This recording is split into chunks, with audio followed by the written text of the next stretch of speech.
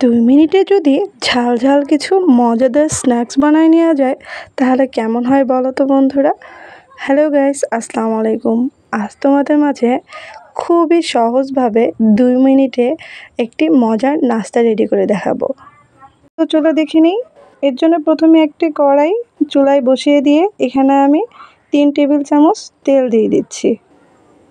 এরপর এখানে আমি হাফ কাপ পেঁয়াজ কুচি দিয়ে দিচ্ছি। তারপর পেঁয়াজটা একটু নেড়ে চেড়ে এর মাঝে আমি হাফ চামচ রসুন কুচি দিয়ে দিচ্ছি। তারপর 1 চামচ কাঁচামরিচ কুচি দিয়ে দিচ্ছি। রসুন, কাঁচামরিচ আর পেঁয়াজটা একটু ভেজে লাল করে নেব।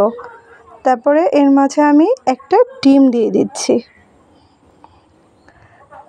তারপর ডিমটা এগুলোর সাথে পেঁয়াজ, মরিচ, রসুন এগুলোর সাথে একটু ভেজে নেব। তারপর সামান্য পরিমাণে একটু লবণ দিয়ে দিচ্ছি।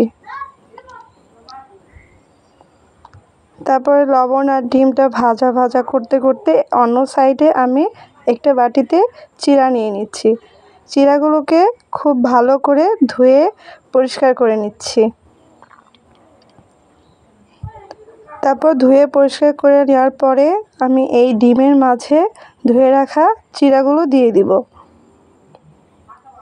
এই তো আমি চিড়াগুলো দিয়ে দিচ্ছি। তারপর ডিমের সাথে খুব ভালো করে মিশিয়ে নিব। এই তো আমি খুব ভালো করে মিশিয়ে নিয়েছি। এরপর এখানে আমি 1 চামচ চাট মশলা দিয়ে দিচ্ছি। হাফ চামচ লাল মরিচের গুঁড়া দিয়ে দিচ্ছি। হাফ চামচ গরম মশলা গুঁড়া দিয়ে দিচ্ছি।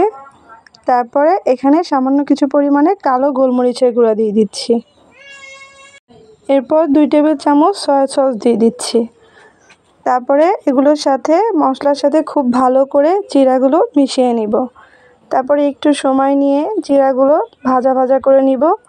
তারপরে একটু ভাজা হয়ে গেলে এর মাঝে আমি 2 টেবিল চামচ টমেটো সস দিয়ে দিচ্ছি। তারপরে নামানোর আগে কিছুটা ধনেপাতা কুচি দিয়ে দিচ্ছি। তারপরে ধনেপাতা কুচি আর টমেটো সসের সাথে আবার একটু ভালো করে মিশিয়ে নিয়ে তারপর একটি প্লেটে নামিয়ে নিচ্ছি। তৈরি হয়ে গেল মজাদার 10 মিনিটে ডিম চিড়া ভুনা। দেখতে যতটা লোভনীয় হয়েছে, খেতেও মাশাআল্লাহ খুবই মজাদার হয়েছে। ভিডিওটা যদি ভালো লাগে তাহলে প্লিজ লাইক, কমেন্ট আর সাবস্ক্রাইব করবা। আজকে এ পর্যন্তই। আল্লাহ হাফেজ।